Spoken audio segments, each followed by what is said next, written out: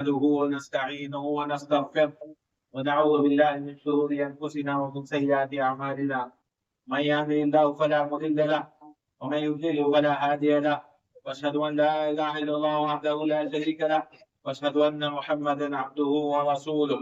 يا ايها الذين امنوا اتقوا الله حق تقاته ولا تموتن الا وانتم مسلمون.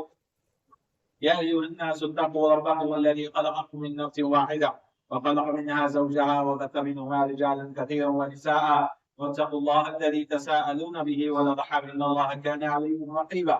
يا أيها الذين آمنوا اتقوا الله وقولوا قولا سديدا يصلح لكم أعمالكم ويغفر لكم ذنوبكم ومن يطيع الله ورسوله فقد فاز فوزا عظيما.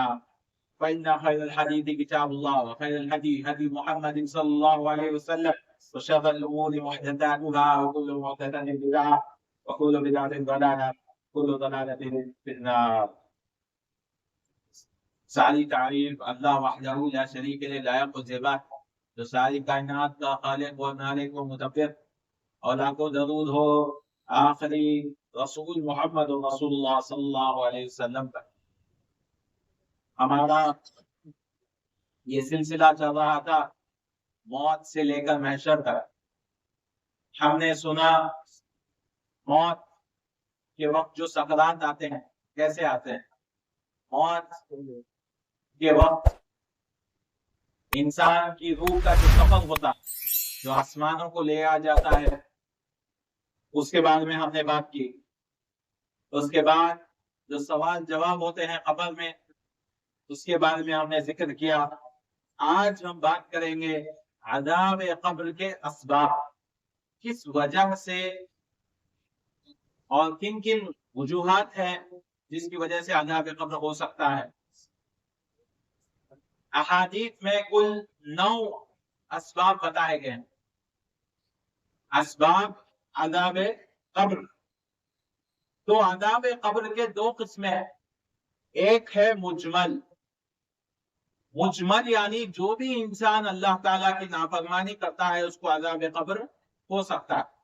جو بھی کفر پہ مرتا ہے، جو بھی شرک پر اس کا انتقال ہوتا ہے تو اس کو عذاب قبر ہو سکتا ہے۔ یہ عام بات، یعنی اس میں کوئی خاص وجہ نہیں بتائی گئی ہے۔ یہ عام احادیث اور آیتوں سے ہم استدلال کر سکتے ہیں کہ مجمل جو عذاب ہے وہ کسی کو بھی ہو سکتا ہے، کسی بھی وجوہ کی وجہ سے، اللہ تعالیٰ کی نافرمانی، شریعت کی نافرمانی کی وجہ سے۔ لیکن دوسرا طریقے کا، دوسرے قسم کا جو عذاب ہے وہ ہے مفصل، جس کو احادیث میں اللہ کے رسول صلی اللہ علیہ وسلم نے بتایا ہے کہ اس کی وجہ سے یہ وجوہات ہے۔ 9 وجوہات الگ الگ احادیث میں آئے ہیں جس کی وجہ سے عذاب قبر ہوتا ہے بندے۔ تو سب سے پہلا ہے اور دوسرا وجہ ہے عدم الاستتار من البول والنمیمہ، پیشاب کے چھینٹوں سے بچنا اور نمیمہ کرنا، یعنی پیشاب کے چھینٹوں سے انسان نہیں بچتا ہے، اور نمیمہ یعنی چغلخوری، لوگوں کی بات ادھر سے ادھر کرتے رہتا ہے۔ اس کی حدیث میں رسول اللہ صلی اللہ علیہ وسلم کا گزر ہوا، مر رسول اللہ صلی اللہ علیہ وسلم علی قبرین، 2 قبروں پہ سے گزر ہوا۔ رسول اللہ صلی اللہ علیہ وسلم جا رہے تھے 2 قبر۔ فقال انہما يعذبان وما يعذبان بکبیر، بے شک یہ دونوں کو عذاب ہو رہا ہے اور لیکن بڑی چیز کے لیے نہیں ہو رہا ہے، کوئی بڑی چیز کے لیے نہیں ہو رہا ہے۔ اما هذا، یہ والی قبر والے، فكان لا يتنزه من البول، وہ پیشاب کے چیٹوں سے نہیں بچتا۔ اور واما هذا، اور یہ فكان يمشي بالنميمة، لوگوں میں چلتے بیٹھتا تھا تو جھوٹ چغلخوری پھیلاتا تھا، ان کی بات ادھر لگاتا تھا، لوگوں میں لگاتا تھا، نمیمہ کرتا تھا۔ پھر رسول اللہ صلی اللہ علیہ وسلم نے ایک کاڑی منگائی اور 2 ٹکڑے کیے اور ایک ایک خبر پہ رکھ دیا اور کہا لعلہ یخفف عنہما، شاید ان کا عذاب قبر کم ہو جائے اس کاڑی کی وجہ سے، جب تک یہ سوکھے نہ، ما لم یبسا۔ تو رسول اللہ صلی اللہ علیہ وسلم نے ایک کاڑی لگائی۔ تو اس سے لوگ استدلال کرتے ہیں قبروں پہ پھول چڑھانے، لیکن یہ رسول اللہ صلی اللہ علیہ وسلم کے لیے عمل یہ خاص تھا۔ قبروں پہ پھول چڑھانا، نیاز کرنا، یہ سب چیزیں کرنا ثابت ہے ہی نہیں۔ تو قبروں پہ پھول چڑھانے سے بس فائدہ پھول والوں کا ہوتا۔ لیکن یہ حدیث سے بالکل ثابت نہیں. رسول اللہ صلی اللہ علیہ وسلم کا معجزہ تھا جس سے عذاب قبر کم ہوتا ہے. لیکن آپ کیسے کہہ سکتے کہ میں ڈالوں گا جا کر پھول تو اس سے عذاب قبر کم ہو سکتا ہے؟ ایسے کوئی بات نہیں ہے، کوئی دلیل نہیں. تو پھول ڈالنا یہ ثابت نہیں ہے، بلکہ بدعت میں شامل ہوتا. اور رسول اللہ صلی اللہ علیہ وسلم نے یہاں تک کہا کہ عام عذاب کس کی وجہ سے ہوتا ہے؟ رسول اللہ صلی اللہ علیہ وسلم نے کہا تنزہوا من البول، پیشاب کے چھینٹوں سے بچو. فإن عامة عذاب القبر منه، عام عذاب قبر میں پیشاب کے چھینٹوں کی وجہ سے ہوتا ہے، پیشاب کے بول سے ہوتا ہے. اور ایک حدیث میں آیا اکثر عذاب، سب سے زیادہ عذاب کس کی وجہ سے ہوتا ہے؟ من البول. تو دو وجوہات ہم نے دیکھ لی ہیں، ایک ہے پیشاب کے چھینٹوں کی وجہ سے عذاب قبر ہوتا ہے، اور دوسرا ہے نمیمہ، لوگوں میں چغل خوری، لڑوانا، ایک دوسرے کو غیبت کرنا، یہ سارے چیزوں کی وجہ سے بھی عذاب قبر شروع ہو جاتا ہے. انسان کے مرنے سے ہی قیامت تک اس کا عذاب شروع ہو جاتا ہے. تیسرا سبب جو ہے عذاب قبر کا وہ ہے الغلول. غلول کہا جاتا ہے مال غنیمت میں سے چوری کرنا. تو ایسا واقعہ ہوا تھا رسول اللہ صلی اللہ علیہ وسلم کے زمانے میں. صحابی ابو ہریرہ رضی اللہ عنہ کہتے ہیں قال خرجنا مع رسول اللہ صلی اللہ علیہ وسلم یوم خیبر، خیبر کے دن ہم نکلے تھے اور ہم کو غنیمت ذهبا ولا فضہ، سونا چاندی نہیں ملا، کچھ کپڑے ملے تھے غنیمت میں، کچھ سامان ملے تھے. اور ایک آدمی نے رسول اللہ صلی اللہ علیہ وسلم کے غلام دیا تھا، اس غلام کا نام تھا مدعم. تو وہ غلام کام کر رہا تھا یہاں سے وہاں، اور رسول اللہ صلی اللہ علیہ وسلم کے اونٹ کو نیچے بٹھا رہا تھا کہ ایک تیر آ گیا، ایک تیر آ کر اس کے گلے پر لگے یا کہیں لگ گیا تو وہ انتقال کر گیا. لوگوں نے کہا ہنیئا، خوشخبری خوشخبری، ان لہو جنہ، کہ وہ جنتی ہو گیا، شہید ہو گیا وہ اللہ کی راہ میں.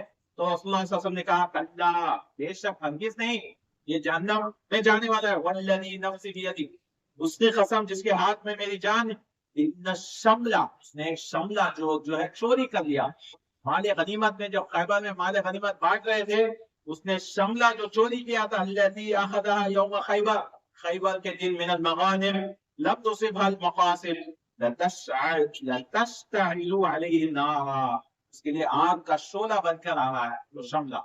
تو مال غنیمت میں سے چوری کرنے کی وجہ سے بھی عذاب قبر ہو سکتا ہے. اور ایک آدمی تھا رسول اللہ صلی اللہ علیہ وسلم کے زمانے میں، یقال له کرکرا، اس کا نام کرکرا تھا یا کرکرا تھا، اس کا نام تھا. وہ انتقال کر گیا تو رسول اللہ صلی اللہ علیہ وسلم نے کہا ہوا فی النار، وہ جہنم میں. تو صحابہ پریشان کہ وہ جہنم میں کیوں ہے؟ تو جا کے دیکھا تو ایک چھپا ملا جو اس نے چوری کر لیا تھا مال غنیمت میں سے. تو تیسری وجہ کیا ہے مال غنیمت میں سے چوری کرنا؟ اس کی وجہ سے عذاب قبر. اب چوتھا، پانچواں، چھٹواں اور ساتواں، یہ ایک لمبی حدیث میں آتا ہے، وہ ہے جھوٹ بولنا، قرآن کو ترک کرنا، زنا کرنا اور سود خوری، ربا کھانے والے کا کیا کیا الگ الگ طریقے سے عذاب ہوتا ہے. اس کا آپ میں رسول اللہ صلی اللہ علیہ وسلم کو دکھایا گیا برزخ کا عذاب. تو رسول اللہ صلی اللہ علیہ وسلم کی عادت تھی جب بھی فجر کے بعد پلٹتے تھے، صحابہ سے پوچھتے تھے کہ من رأى منکم اللیلۃ رؤیا، آپ میں سے کن لوگ ہیں جو خواب دیکھے؟ تو صحابہ بتاتے تھے آج میں نے خواب دیکھا. تو رسول اللہ صلی اللہ علیہ وسلم اس کی تعبیر بیان کرتے تھے. تو ایک دن بھی پوچھا کہ کسی نے خواب دیکھا ہے؟ تو لوگوں نے کہا نہیں دیکھا. تو رسول اللہ صلی اللہ علیہ وسلم نے کہا لیکنی رأیت، میں نے دیکھا ہے وہ خواب، میں نے دیکھا ہے خواب. تو خواب کیا ہے؟ بہت لمبا خواب ہے. رسول اللہ صلی اللہ علیہ وسلم کو کہا اتانی رأیت اللیلۃ رجلین، دو آدمی کو دیکھا میں نے خواب میں. اتانی، وہ لوگ میرے پاس آئے، فاخذا بیدی، میرا ہاتھ لے کر چلے. تو وہ دو آدمی آئے اور خواب میں کیا ہو رہا ہے؟ ہاتھ لے کر چلے. فاخرجانی الی الارض المقدسہ، مجھے مسجد قدس کے پاس، ارض المقدسہ کے پاس لے کے گئے. تو میں نے کیا دیکھا؟ تو ایک آدمی کو دیکھا فَإِذَا رَجُلٌ جَالِسٌ وَرَجُلٌ قَائِمٌ بِيَدِهِ، ایک آدمی بیٹھا ہوا تھا اور بازو میں اور ایک آدمی تھا، اور اس کے ہاتھ میں رسول اللہ صلی اللہ علیہ وسلم فرمایا ایک کلوب تھا. رسول اللہ صلی اللہ علیہ وسلم نے کہا کلوب یعنی ایک شیخ ہوتی ہے، اس کے ہاتھ میں شیخ تھی. تو بیٹھا ہوا ایک آدمی ہے، بازو میں ایک آدمی ہے، اس کے ہاتھ میں ایک شیخ ہے، اور وہ کیا کر رہا ہے؟ وہ یلتم شدقہ ھذا، تو وہ اس کے گال کو پھاڑ رہا، اس کے گال کو پھاڑ رہا تھا حتیٰ کہ پیچھے تک پہنچ جا رہا تھا. बाजू वाला आदमी, फिर ये साइड पलट कर ये साइड आना है, फिर ये गाल को मार रहा है, और वापिस जब तक आ रहा है तो गाल सही हो जा रहा है, शिक उसका सही हो जा रहा है। तो इस तरह से आदाब चलते जा रहा है, यानी इंसान बैठा हुआ है और एक आदमी फाड़ते जा रहा है। तो रसूलुल्लाह सल्लल्लाहु अलैहि वसल्लम ने कहा हाँ हाँ ये क्या हो रहा है? रसूलुल्लाह सल्लल्लाहु अलैहि वसल्लम ने कहा ये क्या है? तो कहा इंतलिक, आगे बढ़िए। तो दोनों ने कहा इंतलिक। फिर हम गए आगे तो देखा एक आदमी लेटा हुआ है, अभी आदमी बैठा हुआ नहीं है, एक आदमी लेटा हुआ है और उसके सराहने पे एक आदमी सर पत्थर लेकर खड़ा हुआ है, पत्थर लेकर खड़ा हुआ है और वो पत्थर सर पे मार रहा है, पत्थर सर पे मार रहा है और सर कुचल जा रहा है पूरा, और वो पत्थर दूर जा रहा है थोड़ा, तो आदमी जो पत्थर मार रहा था दूर जाकर पत्थर को उठा रहा है, फिर आ रहा है तो चेहरा वापिस सही हो जा रहा है। तो रसूलुल्लाह सल्लल्लाहु अलैहि वसल्लम ने कहा मन आदा, ये कौन है? तो लोगों ने कहा, दोनों ने कहा चलो आप आगे चलो। तीसरा क्या है? रसूलुल्लाह सल्लल्लाहु अलैहि वसल्लम को दिखाया गया एक नहर है, लेकिन वो नहर पानी का नहीं है, खून की नहर, खून की नहर है, नहर मिन दम, खून की नहर है, और उसके बई न हो, उसमें एक आदमी है जो बीच में खड़ा हुआ और वो तीर का कोने में आने की कोशिश कर रहा है, लेकिन एक आदमी और एक आदमी कोने में किनारे पर खड़ा हुआ है, वो ऐसे पत्थर फेंकते जा रहा है और पत्थर उसके मुंह में जाकर गिर रहा है, पत्थर की वजह से वो फिर बीच में आ जा रहा है। तो ऐसे ही तीर रहा है, वहां जा रहा है, पत्थर फेंक रहा है, वापिस आ जा रहा है, तो ऐसे ही आदाब चलते जा रहा है। तो रसूलुल्लाह सल्लल्लाहु अलैहि वसल्लम ने कहा ये कौन है? तो कहा आप आगे बढ़िए। फिर उसके बाद हमने एक आग की तन्नूर देखी, एक तन्नूर है, बहुत बड़ी तन्नूर है, लेकिन ऐसी तन्नूर है जिसका मुंह छोटा है और नीचे बहुत बड़ा, और जब आग ऊपर उठती है तो हम देखते हैं कि बलखाना आदमी और औरतें, जब आग ऊपर उठती है तो ऐसे लग रहा है कि आदमी औरत निकल जाएंगे, लेकिन नहीं निकल, फिर आग जब ठंडी होती है तो नीचे जाओ। तो इसी तरह से आदाब होते जा रहा है। तो ने पूछा उनसे ये कौन है? तो उन्होंने कहा आगे बढ़िए। फिर आगे बढ़ते हैं तो देखते हैं एक बागीचे में पहुंच जाते हैं, एक बागीचे में पहुंच जाते हैं, और बागीचे में पहुंच जाने के बाद एक बहुत बड़ा झाड़ होता है, शजरा होता है, और झाड़ के नीचे एक बूढ़ा आदमी होता है और उनके पास बच्चे होते हैं। तो ससम पूछते हैं कौन है? तो आगे बढ़िए। फिर एक आदमी वहां नजर आता है जो आग जला रहा है, एक आग लगा रहा है।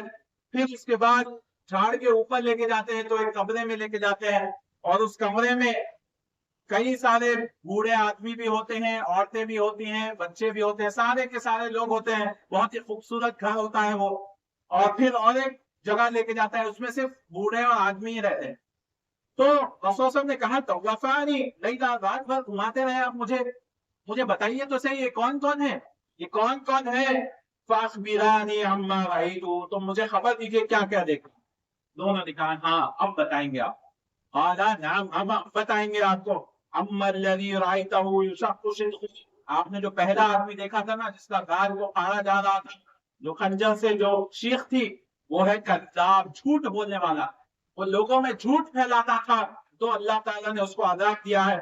और ऐसा झूठ बोलता था दुनिया में फैल जाता था उसका झूठ, लोग उसे सच समझते थे, लेकिन वो झूठ फैलाता था, उसको अज़ाब क्या हो रहा है? उसके गाल फाड़े जा रहे हैं।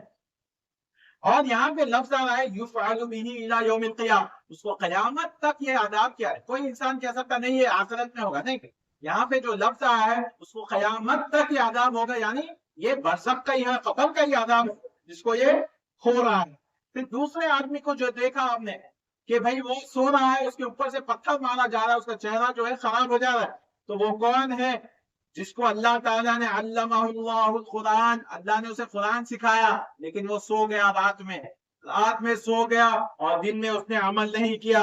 तो वो इंसान है जिसको कुरान सीखने के बाद भी उसने अमल नहीं किया, तो उसको पत्थर से चेहरे पर उसका मारा जा रहा है। फिर तीसरे आदमी को जो आपने देखा कि नहर है, खून की नहर है, खून की नहर में वो आना चाह रहा है कोने में, लेकिन आ नहीं पा रहा है, तो वो कौन सा इंसान है? वो है सूदखोर।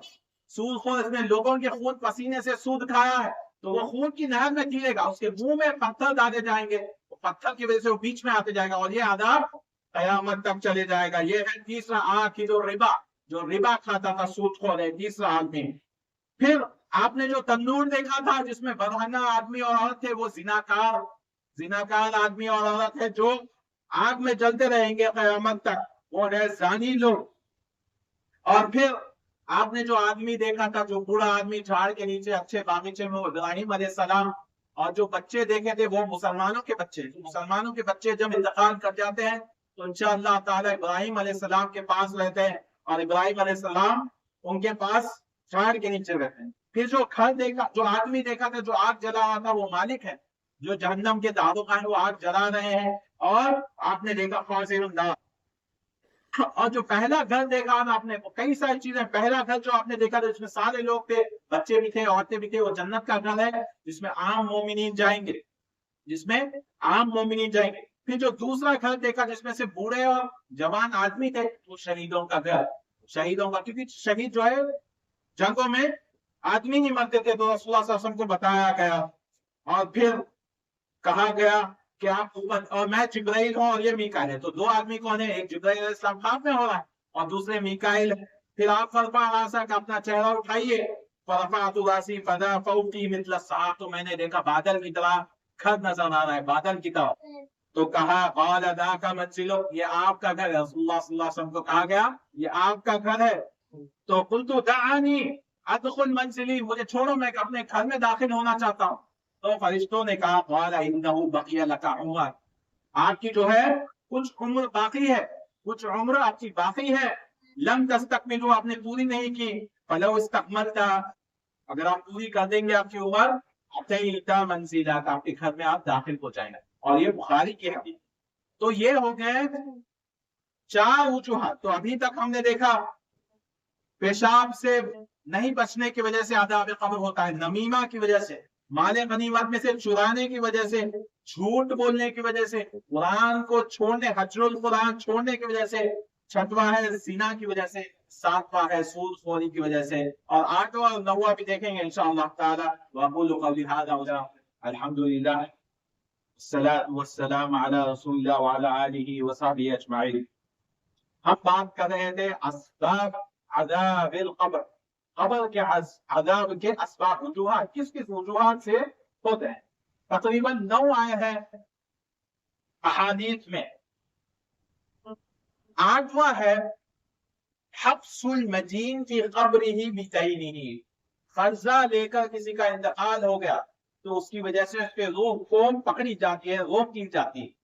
تو اکثر ہمارے یہاں عام سی بات ہے، کوئی بزنس کرنا چاہ رہا ہے، قرضہ لے لیتا ہے، کوئی ایسا لیتا ہے واپس نہیں کرتا ہے. لیکن یہ بہت خطرناک معاملہ ہے. جو مقروض ہے اس کی روح کو روک لی جاتی ہے قرض کی وجہ سے. اور یہ حدیث میں آتا ہے سعد بن اطول ان اقام مات، ان کے بھائی